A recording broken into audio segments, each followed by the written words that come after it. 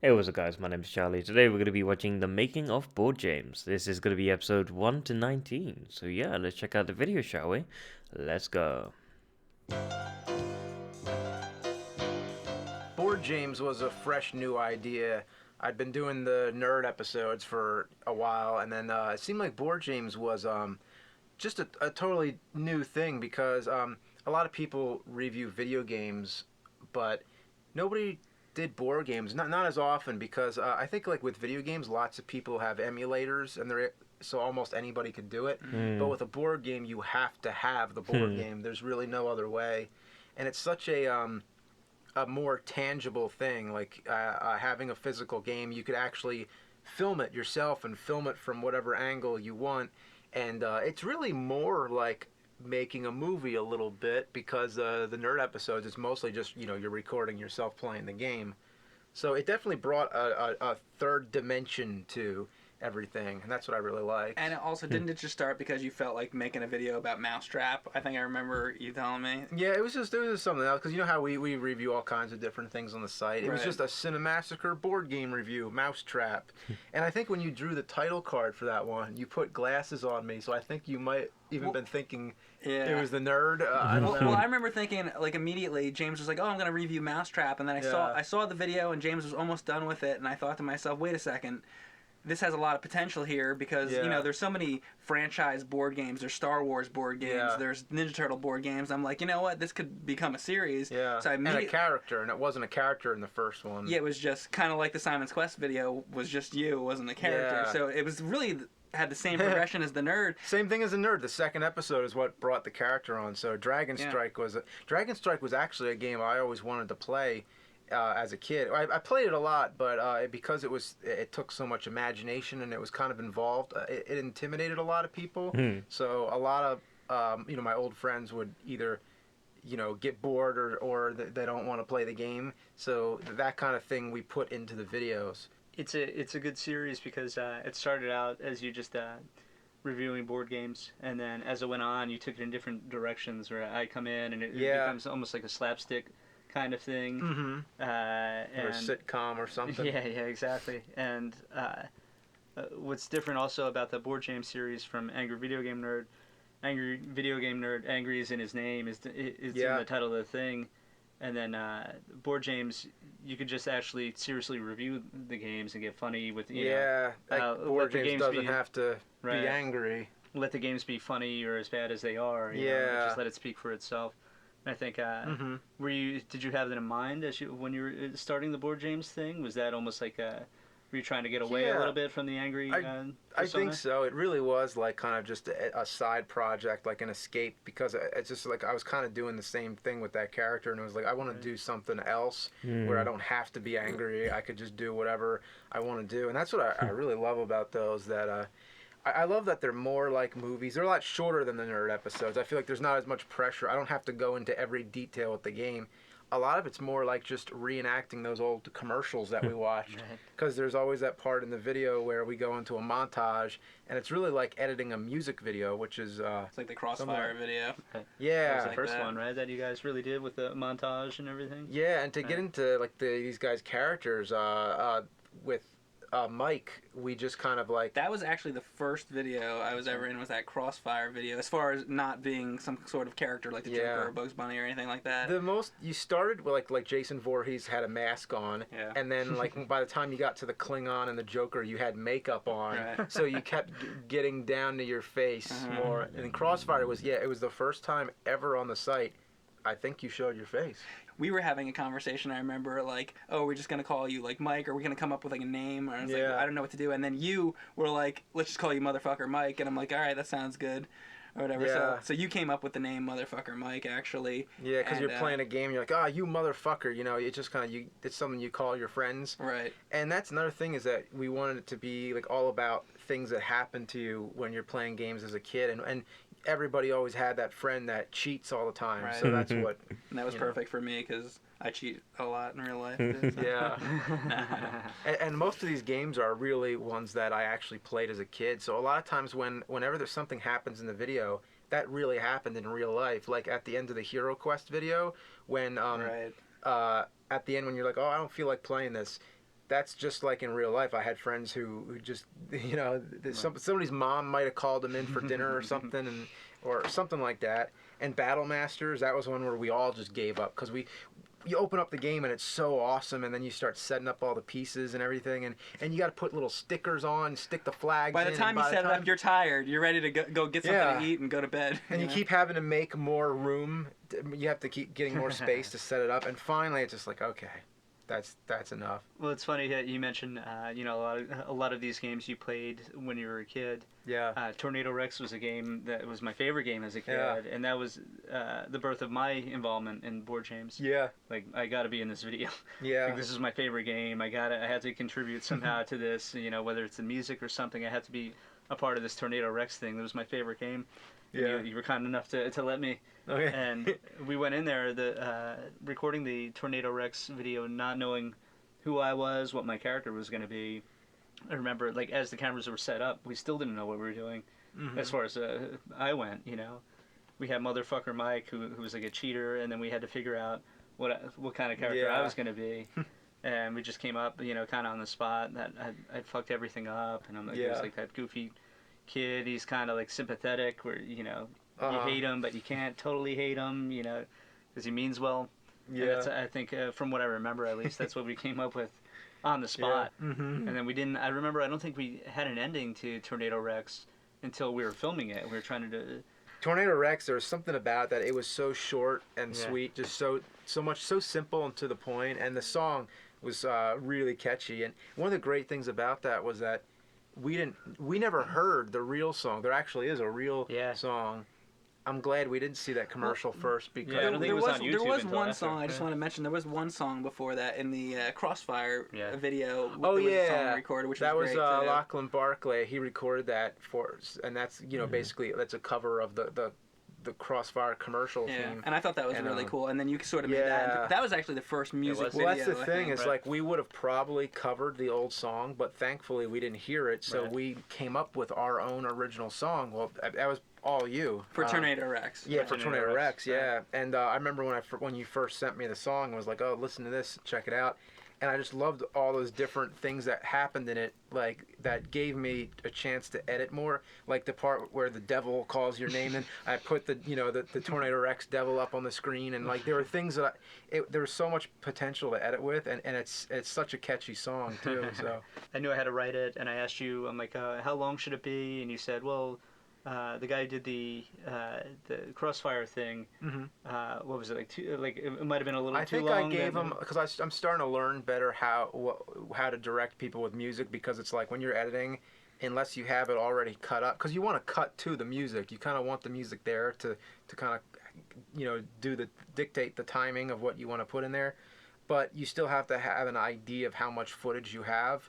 And with Crossfire, it was just a guess. I was like, okay, well, how about 2 minutes? And then I found out that I didn't really have that. I was using every scrap of footage I had to fill those 2 minutes. So with Tornado Rex, I think we had it closer to what, you know, we thought was necessary. So from that point on, it's always been just like 1 minute. Just give me like, you'd always just go a 1 minute song, and that's fine. That'll be good for, you know, a montage. Doesn't want to go like on too long. Yeah. And usually in like the late 80s, early 90s, these commercial songs were like overly, you know, aggressive, or, you know, they try to make these like you power know, ballad. Yeah, it's like, you know, this fast guitar and like this singer who's like hitting falsetto, and like you know, it's for this game made of like cardboard and plastic and glue. You know, it's like nothing. It's just like a game. Yeah. But then you see these kids like in the jungle, you know. Yeah. Just imagine, like, you know, Fire by a Law. It's kind of like that, I think. Yeah, you're like, in reality, it's like a couple of kids like playing in their basement. All right, my turn. Yeah. All right, spin the wheel. These kids like think they're gonna be in the jungle playing with Tornado Rex, and they're in their, you know, parents' basement as their parents are like getting drunk upstairs or something. You know, who knows? But like, so there's always like this. This fake like kind of pretense with these songs, these commercial songs, and I wanted to go over the top with it. Yeah. With Tornado Rex, I knew, I tried to imagine what, if it did have a commercial, what the song would be, and I thought it'd be like this distorted guitar and this like fake kind of metal, and I took it like a little further. And it does have a commercial, but we didn't find that out until later. Afterwards, and I heard it. It's funny because I heard the other song, and I'm like, oh, this sucks. My song's actually better than this. You know, I'm like, Yeah. oh man. Uh-huh. It's like some And, stupid like country tornado Rex. Yeah. It's like so bad. Yeah. You know? That's And, why I never took off. That's why Obscure Game, they needed me to Yeah, write the song for exactly. it. Yeah. Big mistake. And then Dream Phone, a lot of people, every time I show somebody that video, they're like, oh, I didn't remember this song. I'm like, that's because it wasn't written. Like, you made it up. Everybody thought that Wasn't was a written. real song. It's like, oh, Right. real. And then when they see the credit come up at the end, it's like, oh, I thought that sounds just like it's from the 80s. I didn't know that Right. that was like. But there's a line in there, something about like sleeping in the bed or something, which Yeah, obviously well, wouldn't be in the that's commercial. funny you mentioned Yeah, that. I mean- because I remember when I did the Tornado Rex video, he said, "Can you drop like something like an F-bomb in there or something, so people will realize by the end that it's not the actual commercial Tornado song, Rex one, right? Like Yeah. you wanted some kind of separation from the Oh, Tornado yeah, Rex yeah. song, so that's why it ends with like "You better fucking abide." Dream Phone, I don't drop like any profanity, but there's a line in it. It's like he's gonna make my dreams come true. My bed has room enough for two. Yeah. It's like kind of like, you know, perverted. Like, Yeah, it's like, exactly. Like, you know, what 12-year-old, 13-year-old Yeah. girls, and it's like this, Yeah, I know. sexual innuendo or whatever. And it's funny too, Yeah. because when you look at the comments, people are like, "What the fuck was this song?" And I people know. are like offended by They it. think it's like a real song. Yeah, they thought it was I real. know. A lot of things, like a lot of the videos we were talking about, like we kind of come in with like the ones that I'm in at least, we come in with like a basic idea of what we're gonna do, but there's no really set script. Yeah. A lot of it is made up on the spot, and you know, we just roll with the punches. One of those videos is Shark Attack. I remember Mm-hmm. you did write a script, and it called for us to be outside on the beach, which would have made Yeah. it, you know, a great video. The aesthetics of it, I even got like that old Victorian bathing suit and the Yeah. mustache and everything. But we only had one day to film, and you came to the Jersey Shore, and there was a huge storm raining, and there was just absolutely no way we could do it. There was a tornado. Yeah, yeah. There was a The tornado. tornado, that's in- right. We did. Real, That's right. real tornado. Yep. Tornado Rex. Yep. And so then yeah. we had to kind of roll with the punches and come up with a different ending, and just kind of write it on the go. Yeah. And sometimes it works, sometimes it doesn't. I mean, sometimes it works better than others, but Yeah. it's kind of fun to live on like a Uh-huh. high wire like that, and just Yeah.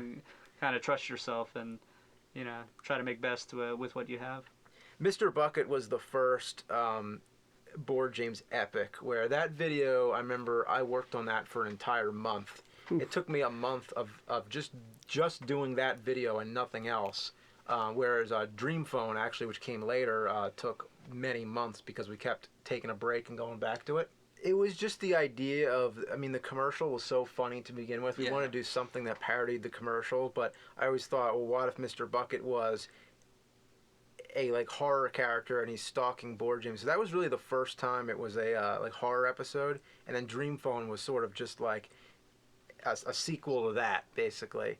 But Mr. Bucket was a really hard one to shoot because the bucket doesn't move like that. I had to really what it does, it goes backwards in a circle, and there's two wheels on the back, and one wheel has one part that's flat, so every time it gets to the flat part it kind of, you know, turns itself, so it just goes in a circle. So what I had to do was put a bunch of duct tape and different pieces of things at the bottom to get the wheel rounded so that it would keep going backward, and then I would reverse it.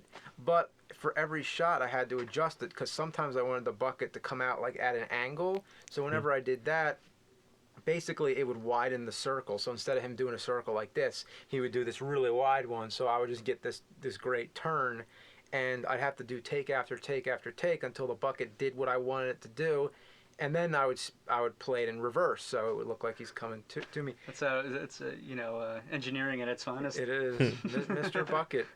So by the end of that video, like, I was toying around with that thing for so long, and even when I thought I was done with the bucket, I'd put it in the box, I'd put it away, I'm editing the video, and then I'm like, oh fuck, I need sound. Like, now I'm at like the sound part, and I'm like, okay, for whatever reason you just didn't get the sound that you wanted, and I just need a little bit of jingling or any kind of sound.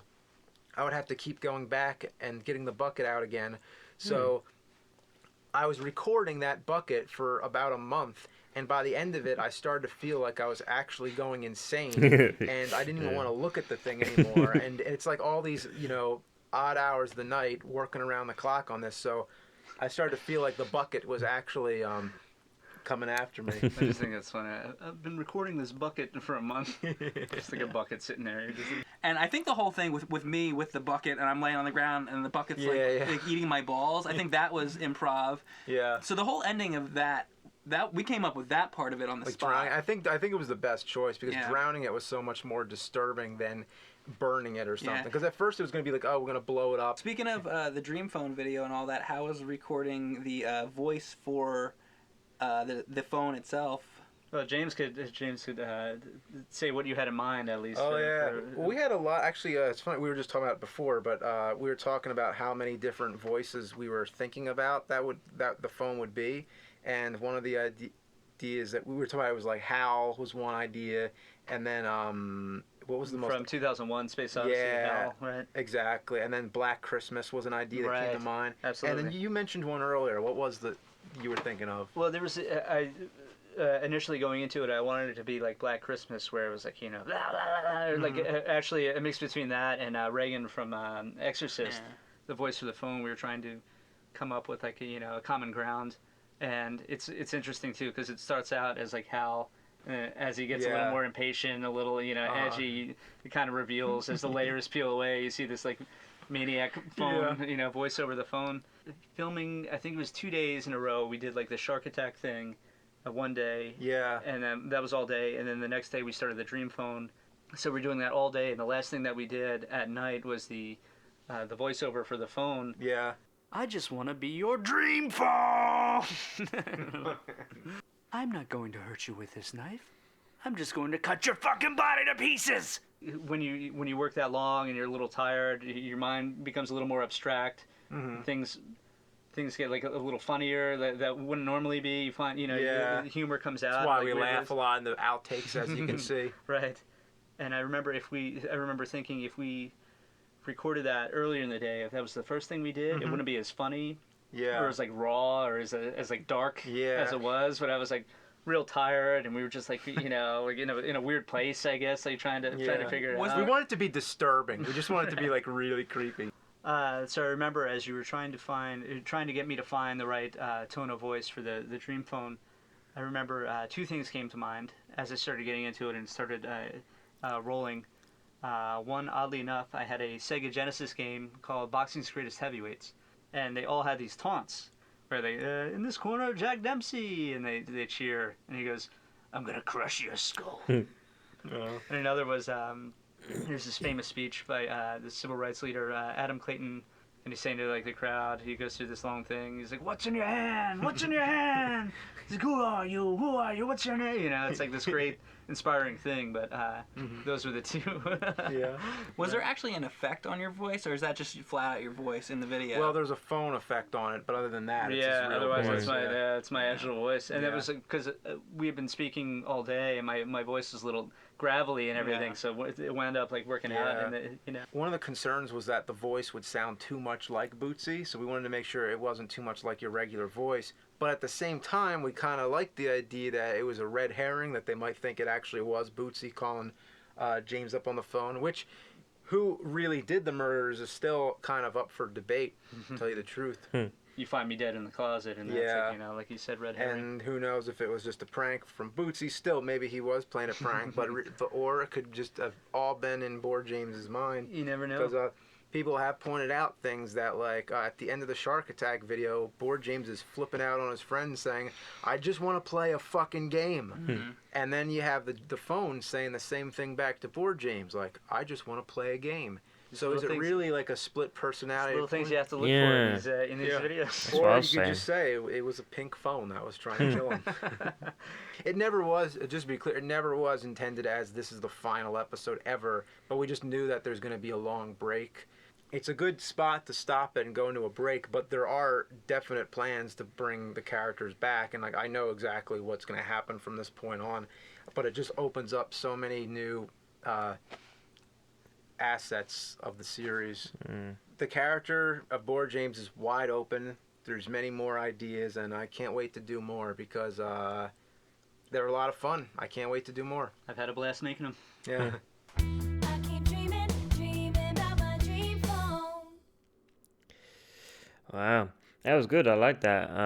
It's nice to see the